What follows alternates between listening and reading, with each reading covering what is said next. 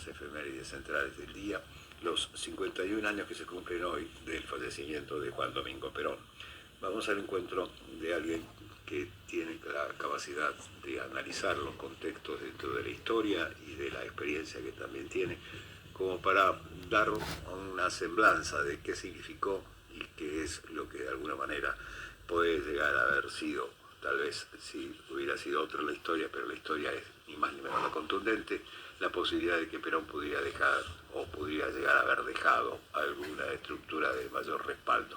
Vamos al encuentro del doctor Javier Garín, que es un hombre que hemos consultado en alguna oportunidad por otros temas, para que nos brinde algún parecer sobre esta fecha. Doctor, buenos días, gracias Javier por atendernos. ¿Cómo está usted? ¿Cómo está usted, Enrique? Saludos a toda la audiencia.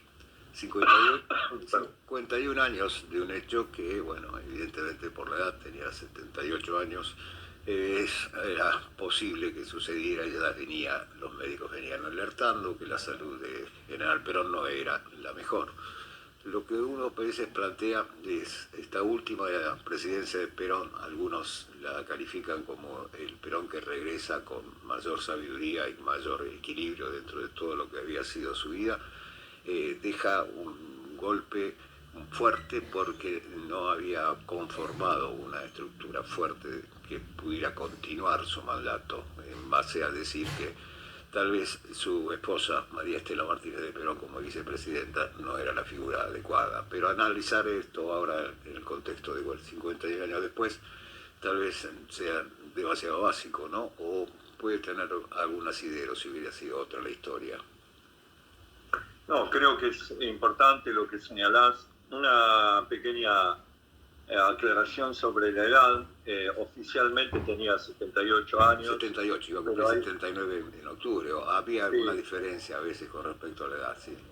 Hay una investigación que dice, que lo menciona Norberto Galazo en su biografía, que es muy buena, que en realidad tenía 80 años, que había nacido 2 años antes y que se había modificado esa fecha de nacimiento por motivos que tenían que ver con los estudios posteriores, con el ingreso al colegio militar, etc. Así que parece ser que en realidad tenía 80 años, sí, era un hombre muy grande y con problemas de salud serios, sí, que habían sido diagnosticados en España. Los médicos que lo trataban allá, había un médico catalán muy famoso a nivel nacional en España y que fue médico de Perón, le había dicho con toda claridad que de ninguna manera podía volver a la Argentina para ejercer la presidencia, que si hacía una cosa así iba a vivir muy poco. Lo mismo le habían dicho médicos argentinos, lo cuenta el propio Tayana, sí. Que él y el otro médico, que en este momento no recuerdo, pero eran 2 los médicos de confianza, lo habían examinado exhaustivamente y bueno, se habían sorprendido porque había tenido infartos y tenía problemas cardíacos de los cuales no se había informado a nadie, es decir, se mantenían en secreto. Este fue el motivo por el cual también ellos le aconsejaron que el nivel de actividad que podía mantener en el gobierno tenía que ser muy limitado.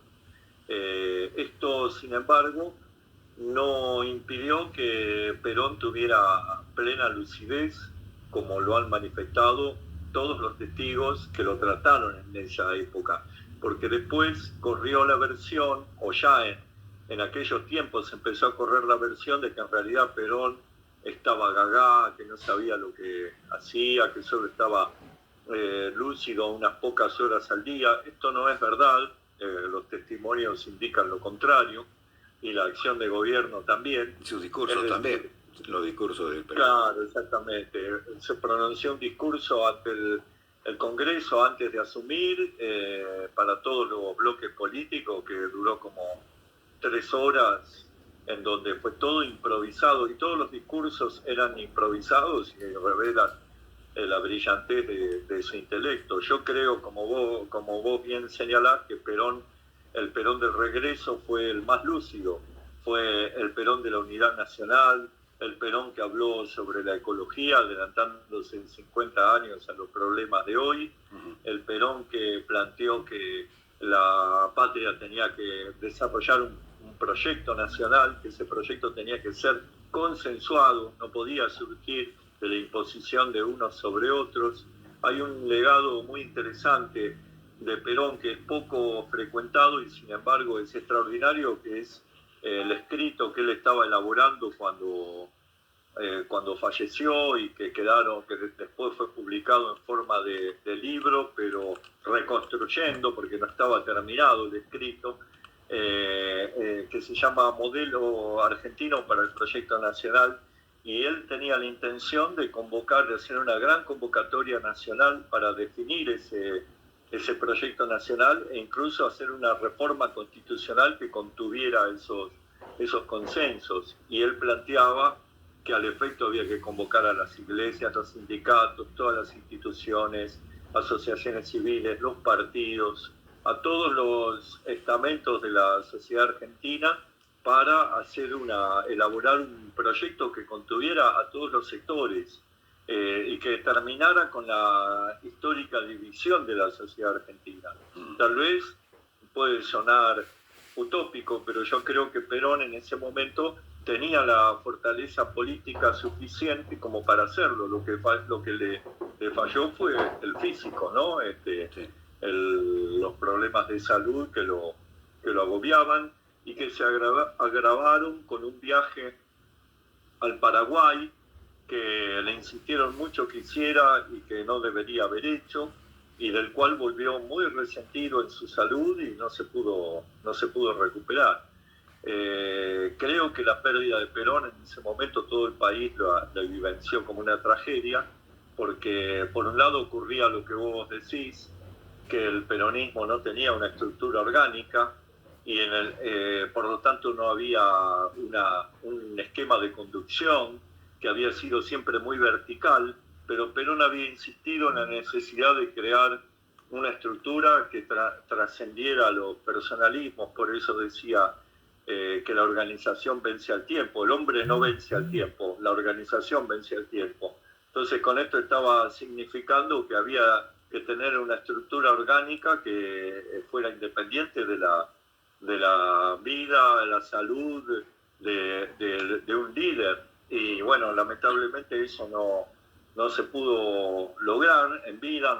Fue muy difícil, esos últimos tiempos fueron muy difíciles por los problemas que había en la Argentina, la violencia política de izquierda y de derecha, y bueno, toda esa situación en la cual también estaba siempre en ciernes un golpe de Estado, en donde estaban actuando los imperialismos, tanto la Unión Soviética vía Cuba, como el imperialismo norteamericano directamente a través de todos sus personeros. Entonces, en esta situación, solo lo que hizo Perón en el breve tiempo de su presidencia parece un prodigio. Frenó la inflación, recuperó en 10 puntos porcentuales la participación de los trabajadores en el PBI, que había disminuido de manera drástica durante el exilio de Perón. Después recuperó una situación de pleno empleo, una pobreza prácticamente inexistente, es decir, los índices de pobreza en Argentina eran menores al 5%, es decir, un país que hoy nos parece inconcebible, en donde se había aumentado la participación las aulas de las universidades estaban llenas, se habían incorporado nuevos estudiantes en todas las carreras, es decir, era un momento de gran florecimiento. Se había inaugurado una planta nuclear, se había ordenado la construcción de represas hidroeléctricas, todo para cubrir las necesidades energéticas del país, se había incorporado el mercado de los países socialistas para exportar a la Unión Soviética y a sus satélites y a China. Perón fue el que comenzó el comercio con China. Es decir, realmente era un momento pleno de realizaciones y lamentablemente no se pudo continuar primero por la muerte de Perón y segundo por las contradicciones terribles que había dentro del propio peronismo, que estaba en una batalla encarnizada entre la izquierda y la derecha, una insensatez que regó de sangre a la Argentina y bueno, también la situación que generaban la guerrilla del ERP, la guerrilla antiperonista y bueno, y el acecho constante de los sectores del poder militar que querían volver, y como efectivamente hicieron el 24 de marzo de 1976 con el golpe de Videla. Entonces, en ese marco tan complejo y tan violento, lo que hizo Perón fue realmente prodigioso. Yo lo cuento en mi libro, que se llama El último Perón, que ahora acabamos de sacar una tercera edición aumentada y corregida, y creo que fue una pérdida enorme que sumió al país en una situación digamos, de incertidumbre. Yo he hablado con testigos, por ejemplo, me ha dicho el Pato Galmarini que él sintió en ese momento que el país entraba en una etapa sombría porque no se veía quién podía reemplazar la conducción de Perón. Evidentemente Isabel hizo lo que pudo, pero no tenía las condiciones, ni la capacidad, ni la fortaleza política que tenía su marido. Y bueno, y el peronismo pasó por atravesó muchos avatares, algunos momentos de éxito, otros de fracaso a lo largo de la historia posterior, pero creo que nunca recuperó la capacidad estratégica que tuvo Perón. Incluso en los mejores momentos, ¿no? Cuando estaba en su apogeo el kirchnerismo, que recuperó muchas banderas históricas, digamos, pero no llegó a plasmar la visión estratégica totalizadora que tuvo Perón, que realmente tenía una visión completa de la Argentina, de todos los sectores, de lo que era necesario llevar adelante en todos los sectores, y que hacía mucho hincapié en la necesidad de que todo esto estuviera al servicio de un proyecto nacional. Por eso él, de alguna manera, logró el control del comercio exterior agropecuario, por ejemplo, algo que se perdió y que hoy está en manos de multinacionales y que ningún gobierno posterior se ha atrevido a tocar.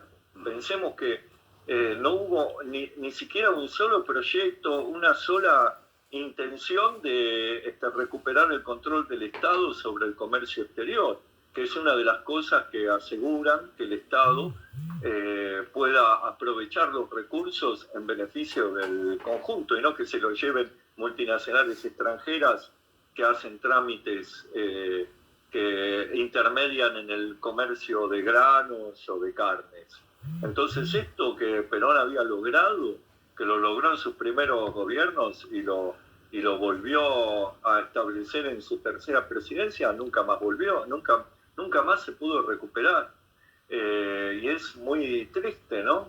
Que no hayamos podido. Ahora estamos asediados con nuevos intentos de quedarse con YPF desde el extranjero, mientras el gobierno actual, la verdad, está rifando todos los recursos, entregando todas las multinacionales con la complicidad de los gobernadores, algunos de ellos peronistas, y las provincias están rifando los recursos naturales de la mano de la nación, entregándolos a estas empresas que son depredadoras, con promesa de ingreso en materia de impuestos, cuando todo eso debería ser explotado por el Estado argentino. La Argentina no puede tener una empresa nacional del litio, cuando el litio es una de las insumos del presente y del futuro. Somos la tercera reserva del mundo, y el litio en manos de quién está, de las provincias, sí. De las provincias, y las provincias lo negocian de acuerdo a sus corruptelas locales, cuando esto debería ser propiedad de la nación, bien intangible, estratégico de la nación, como Perón hizo declarar a las fuentes de energía en la Constitución de 1949. Sí, eso es obvio. Y hoy lo tienen las provincias, que hacen del litio, se lo dan a sus amigotes, a sus socios, los gobernadores corruptos, como el caso del corruptísimo y perverso gobernador de Jujuy, no el actual también es socio, pero digamos, sí, me refiero a Morales.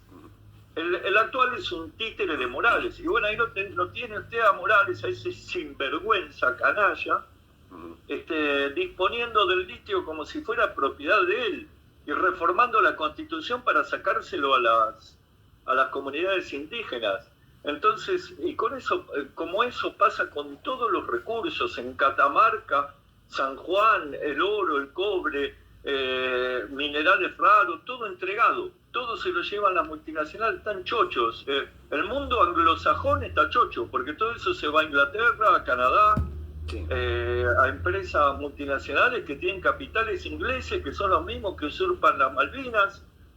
Una cuestión que cabe recordar del gobierno de Perón es que estuvo casi a punto de recuperar las Malvinas por la vía pacífica, mediante un acuerdo con Inglaterra que incluía el régimen de doble bandera.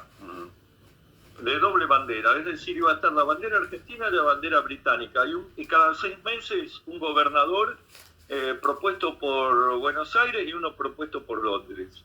Eso hubiera sido una solución que evitaba una guerra, que aseguraba que se pudiera de alguna manera solucionar un conflicto histórico, que pudiéramos tener acceso a los recursos naturales de Malvinas y de su zona atlántica. Bueno, todo lo perdimos, todo lo hemos perdido y lo siguen entregando. Y ahora en el 2030 tenemos que renovar el Tratado Antártico, y Argentina llega en muy malas condiciones. Entonces, todo esto, la verdad, es preocupante. Muestra cómo el país se ha degradado desde la muerte de Perón, que fue creo que la última oportunidad histórica de tener un país independiente y soberano, que no estuviera subordinado a los intereses de los grandes poderes económicos extranjeros, ¿no? Seguramente. Doctor, le agradecemos un poco la semblanza, el análisis y el revisionismo que hace con su capacidad de historiador, de escritor y de abogado. Gracias por darnos esta información. En cualquier momento nos vamos a reencontrar para avanzar ya en algún tema mucho más específico que pueda llegar a requerir mayores datos y mayores precisiones. Le agradecemos su tiempo, le agradecemos la participación. Yo le agradezco a ustedes, muchas gracias. Hasta luego. Hasta cualquier momento.